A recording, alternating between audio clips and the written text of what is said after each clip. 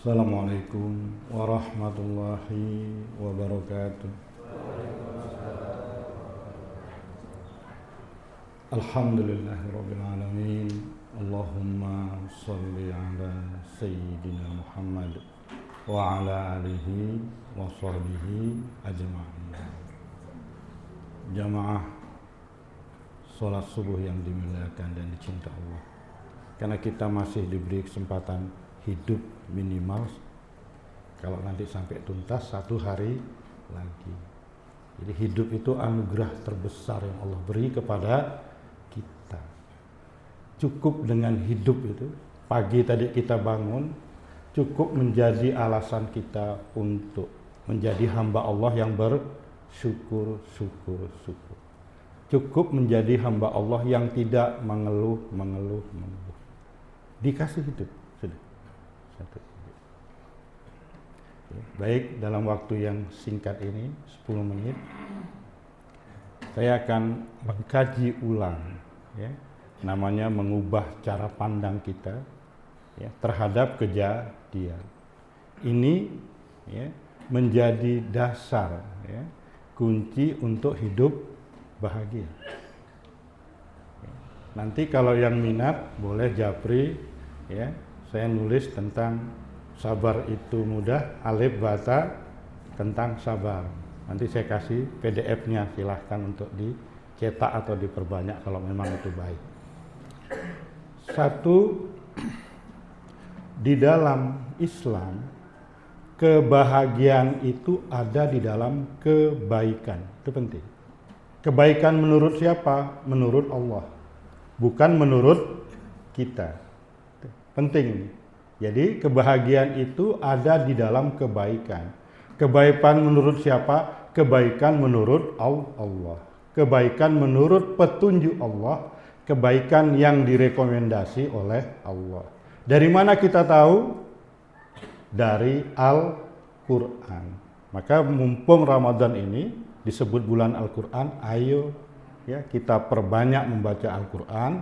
Bukan hanya itu, ya, kita baca juga terjemahannya, naik lagi, ya, kita berusaha memahami maknanya.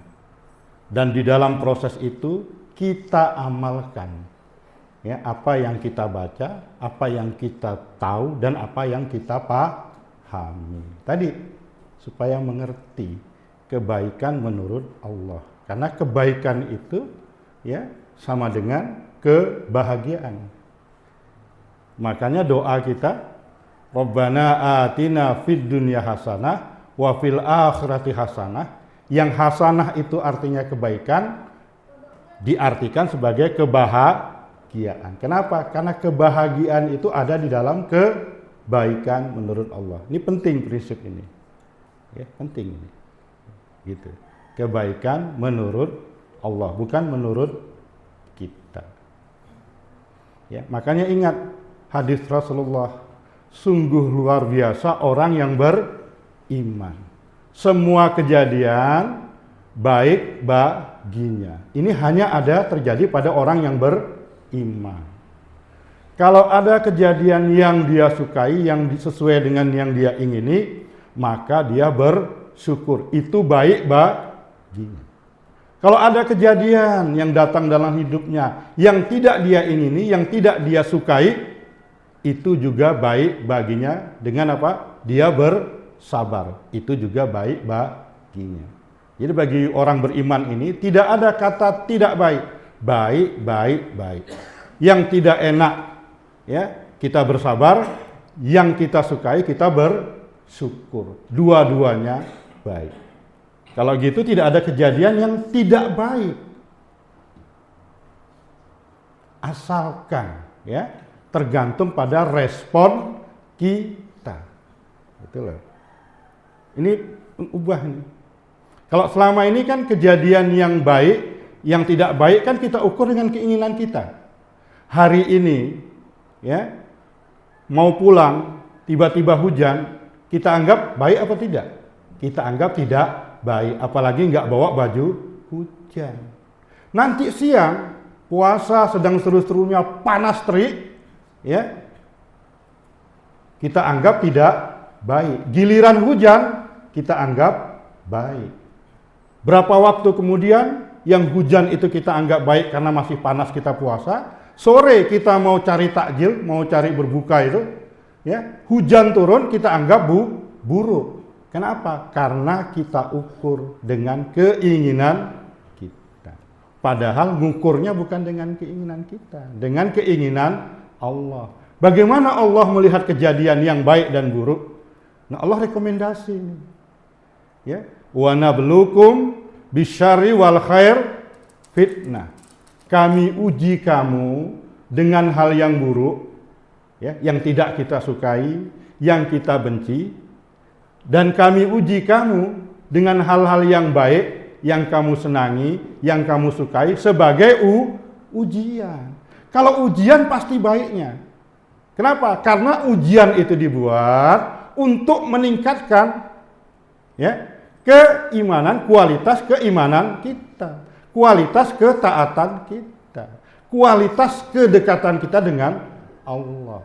Yang ujungnya nanti, ya, panen besar kita di akhirat masuk ke dalam surga. Ya, tidak ada yang buruk kalau kita dekati sesuai dengan keinginan Allah. Di mana kita tahu lulus atau tidak, bukan di kejadian itu. Bukan soal enak tidak enaknya. Lulus tidaknya kita itu diukur atas dasar apakah kejadian yang enak dan tidak enak itu mendekatkan kita kepada Allah atau tidak. Dalam bahasa lain, apakah kejadian yang enak itu menjadikan kita hamba yang bersyukur atau tidak? Apakah kejadian yang tidak enak itu menjadi hamba yang bersabar atau tidak? Kalau kita menjadi hamba yang bersyukur, mendapat nikmat, lebih dekat dengan Allah, maka kita lulus. Tapi kalau ada nikmat, ya, justru menjauhkan kita kepada Allah, menjadi kufur nikmat, maka kita menjadi orang yang gagal. Sebaliknya, kejadian yang tidak enak, kalau itu kemudian menjadi sarana bagi kita untuk bersabar, dan dengannya kita mendekat kepada Allah, dan dengannya, ya, kualitas iman kita meningkat, maka kita menjadi hamba yang lulus ujian.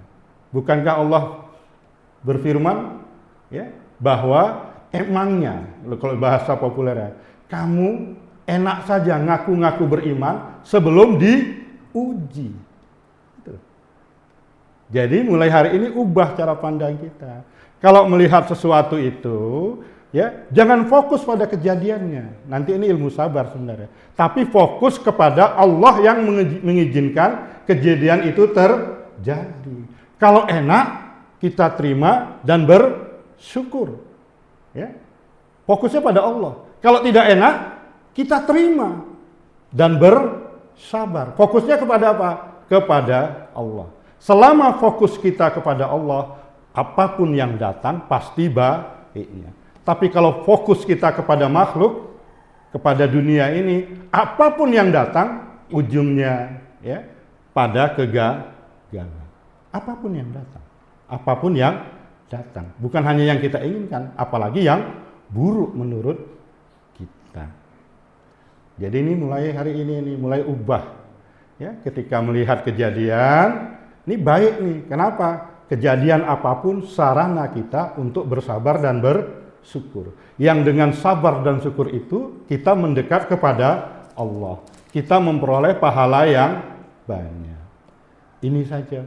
Nanti saya masih punya kesempatan satu lagi, taraweh, kita perdalam hal ini. Supaya menjadi jelas dan mudah kita amalkan. Moga-moga di Ramadan ini, ya, kita menjadi orang-orang yang lebih baik dari waktu ke waktu. Sesuai dengan buah dari puasa dan Ramadan ini, la'allakum tattaqun. Allahumma amin. Demikian, lebih dan kurang mohon maaf. Assalamualaikum warahmatullahi wabarakatuh.